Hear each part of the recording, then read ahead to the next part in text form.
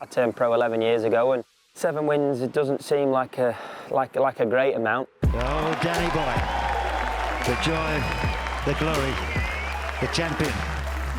I've been very fortunate in the 7 wins that I've had. They've all been very, very good ones, at very good tournaments all around the world against great fields. Yeah, I probably would have liked to have won a little bit more, but within the massive upset we've had, the resurgence then after a couple of years of a real poor low spell, I've been able to come back then and win the season-ending DP World Championship. What a way to finish the job! And then back in 2019 on home soil, probably one of my favourite wins today at Wentworth. A win here just means that little bit more.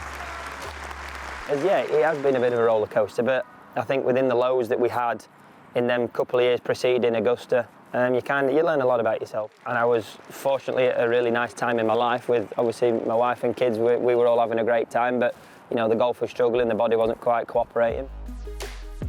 You know, I think it gave me time to kind of spend a bit of time with them as they were growing up, and yeah, this last kind of 12, 18 months have been a lot nicer again. We're doing the things that we want to do, the body's cooperating, probably in better shape now than I was when I first turned pro, which is always a nice thing. And then fortunate enough that this game, if you keep yourself in good health and good condition, you can play this game for a hell of a long time. So realising that at 33, if we do everything that we can, we've probably still got another 20 years playing, which is quite scary actually. It's a hell of a long time to be on tour. But yeah, excited really to kind of see what the next kind of part in the career is going to give us.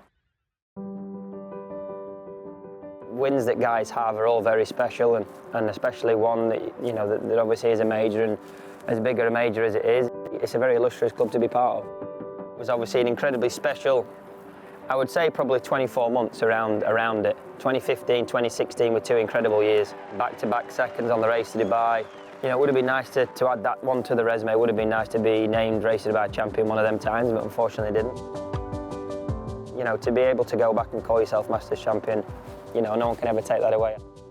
I think there's only 33 living champions still around at the minute, so it's a very special thing to be able to call yourself a Masters champion, and it'd be nice if we can just up it and kind of give ourselves a few more chances and see if there's anything else that we can pull out.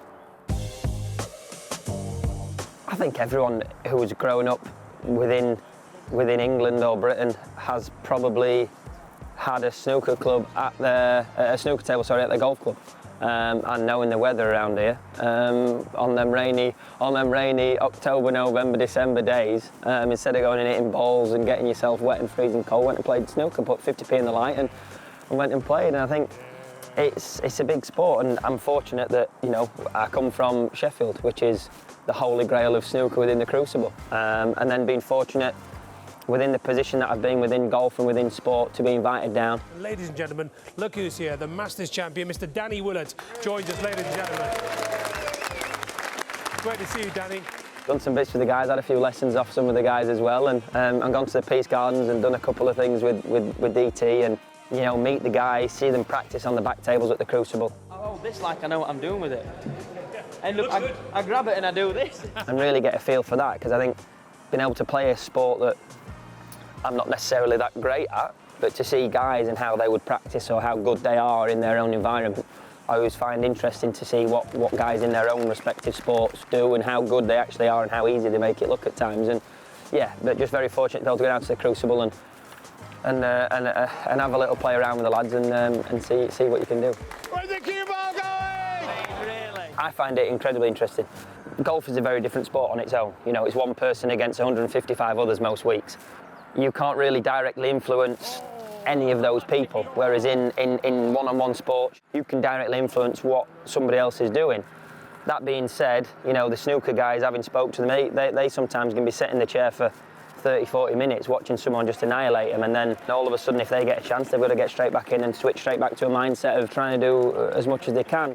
Similar-ish to golf, where, you know, you have little bad runs and you wonder, you know how you're going to hit it close on this flag, or how you're going to make a birdie down here, and you know, you feel like everything's against you, and then all of a sudden you get on a little run and everything seems all right again. I think I'm very different now to what I was when I came on tour. I think everyone, when they first get on tour, is obviously a little bit brash, a little bit cocky. You have got on tour because you're very good at what you do. You've stayed on tour because you're very good at what you do. But yeah, then realising that within that, the tour is an incredibly beautiful place in terms of it really feels like a big old family travelling week to week. So, you know, everyone out here is practicing hard, they want to win, they want to do well. But I think as I've got a little bit older, you know, kind of helping some of the younger lads or chatting to some of the young lads, maybe being a bit more open about your own experiences and how you've done things, has helped me having kids, you know, and kind of seeing that other side of what my life is and being able to bring that within golf, I think, has helped as well. I potentially have become more humble because you realise that this game is just hard and everyone's trying their best to do as good as they can. Becoming a father and stuff, I think, gives you a slightly different outlook on how you want to be perceived. I think I've got better at it over the last few years, really, is how, if Zach and Noah are walking down with Nick down the side of the golf hole, how they want to see you acting, behaving, playing, you know, and I think that then changes, for me, that then swings it completely in terms of, I'm working hard at golf, everyone works hard, and you're going to hit bad shots, you're going to hit good shots. If they can see you at the end of the day and not quite know what you shot, they're not really bothered anyway.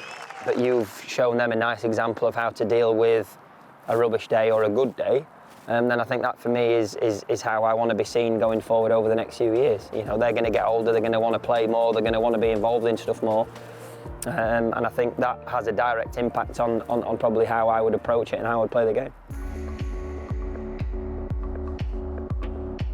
Yeah, it's a really proud moment. You know, you drive in, you see all the pictures, you know, kind of hoping that it's a fantastic week, you know, a little bit of a celebration on what we've been able to achieve over these last 10, 11 years on tour, and then, yeah, to be able to put your name to the Betfred British Masters, you know, going back over the last 6 years of all the great tournament host has been, it's yeah, it's a real nice experience. You know, we've been very fortunate within British golf to have so many great champions that have been able to host it. A whole horde of former world number ones in Donald and Westy and Rosie. This was kind of my time to kind of come back and try and put on a great event. Fingers crossed we can do that.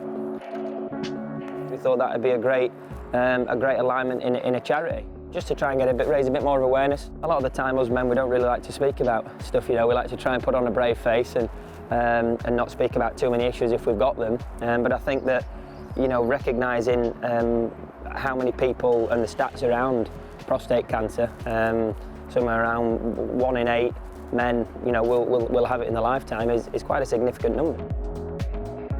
This week, Betfred kindly helping us out and raising some money for the charity as well, and just see if we can make a bit of a difference. It's a good, solid golf course in many respects. I think on paper, it's obviously quite a short golf course in terms of, you know, this day and age and how it's been, but I think that's the beauty of this place. It's not changed a great deal over the last, you know, 20 years. We effectively are playing a very similar golf course to what the guys would have played back in the Ryder Cup. This time of year, you know, it's always tough to get a golf course in fantastic condition because of the early, you know, with the weather and stuff out here in Britain, but they've done a great job this week. And the golf course is in lovely shape. I think it's going to be presented really well. A few new tee boxes for the guys to try, making a little bit of a difference. It's just a beautiful piece of land, a beautiful property. Hopefully, weather permitting, be a real good test this week.